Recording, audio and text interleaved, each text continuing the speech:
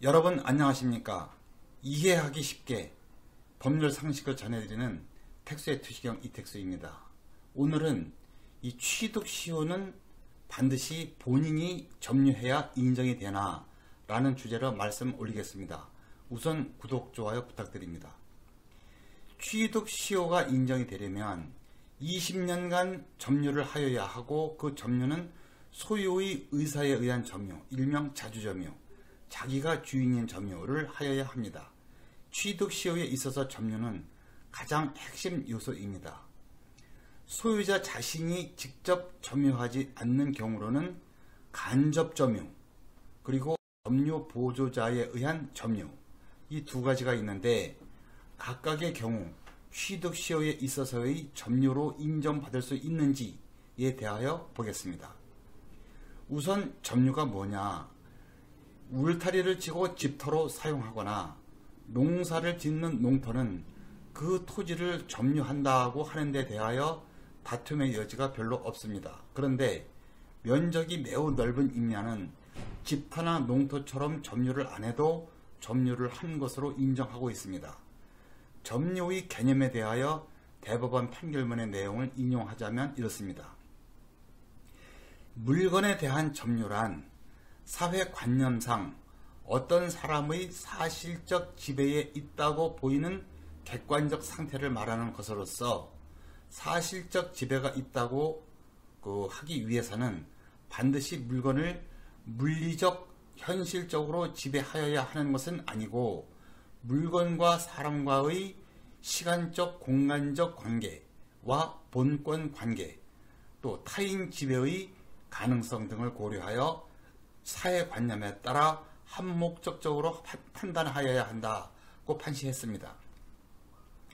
즉, 집터나 농지처럼 물리적, 현실적인 지배를 하는 것뿐만 아니라 임야를 점유하는 것처럼 시간적, 공간적 관계, 이 가까운 곳에 살면 되겠죠.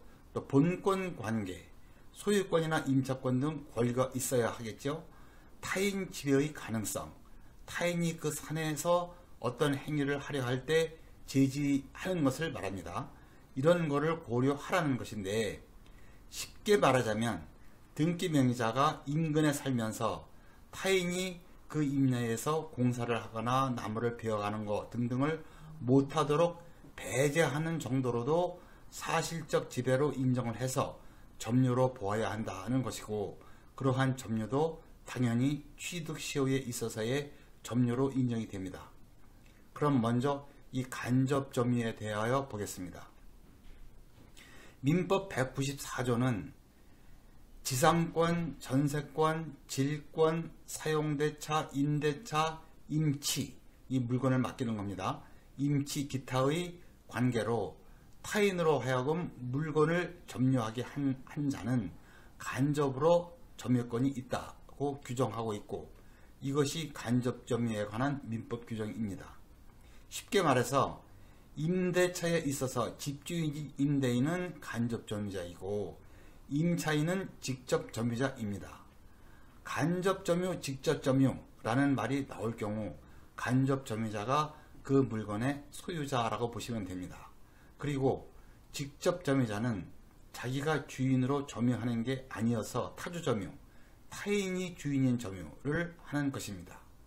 법조문에서 열거한 것, 지상권, 전세권, 임차, 임대차 이런 것 외에도 위임계약, 도급계약, 운송계약, 창고계약, 위탁판매계약, 신탁계약 등 다양한 관계로 소유자가 타인에게 점유하도록 하는 관계가 있습니다. 그것을 점유매개 관계라고 표현합니다.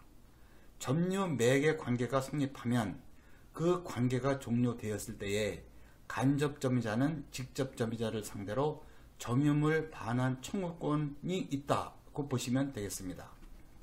임대차, 위탁판매 계약 등등 이러한 점유매개 관계가 없이 타인의 물건을 점유하면 무단 점유일 가능성이 높습니다.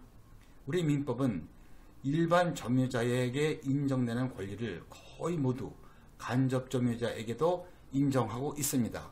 심지어 제3자가 직접 점유자의 점유를 침탈하거나 방해한 경우 직접 점유자는 물론이요 간접 점유자에게도 점유보호 청구권, 자력 부재권이 인정됩니다.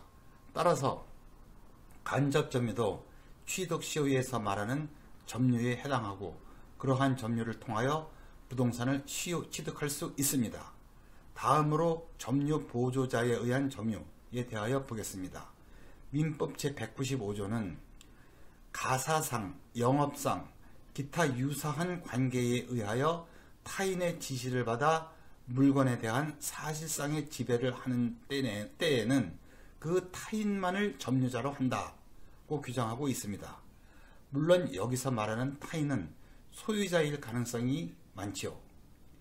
여기에서 사실상 지배를 하는 자, 그 외부인이 볼 때 점유자로 보이는 사람을 점유보조자라고 하고 뒤에 숨어서 지시를 하는 사람, 그 사람만을 점유자로 본다는 것입니다.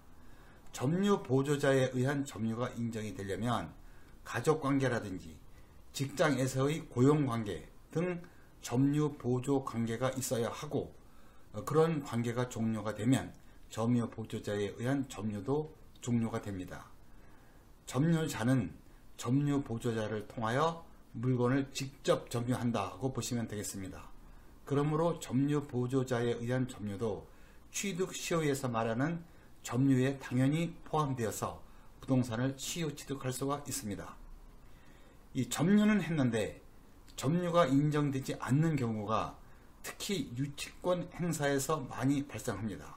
유치권은 예컨대 공사를 하고 공사 대금을 받지 못한 채권자들이 돈을 받기 위해서 이 공사를 한 건물 그런 등에서 그 식사를 하고 잠을 자면서 점유하는 것인데 이 간접 점유를 인정할 이 점유 매개 관계 또 점유 보조자에 의한 점유로 인정할 점유 보조 관계가 인정되지 않아서 점유는 했지만 점유가 인정되지 않아서 유치권 행사의 효력이 없어지는 경우가 있다는 사실 참고로 알아두시기 바랍니다.